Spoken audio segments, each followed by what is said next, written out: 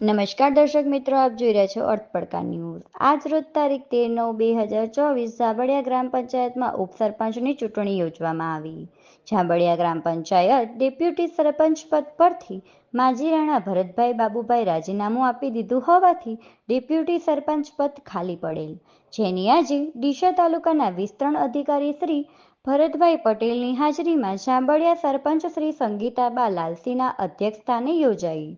એમાં સભ્ય શ્રી શતવારિયા સુરેશભાઈએ ડેપ્યુટી સરપંચ તરીકે સોલંકી રમીલાબા રમેશજીની દરખાસ્ત કરતા સોલંકી રમીલાબા રમેશજી બિનહરીફ તરીકે વિજેતા જાહેર કરવામાં આવેલ।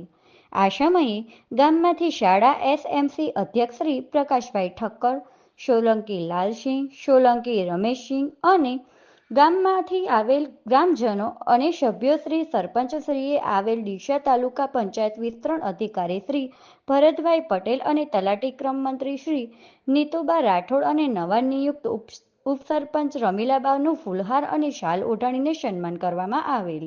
નવા નિયુક્ત ઉપસરપંચ શ્રી રમીલાબા રમેશજીને અભિનંદન પાઠવી આજની મીટિંગ પૂર્ણ કરેલ। રિપોર્ટર પ્રકાશભાઈ ઠક્કર, ડીસા।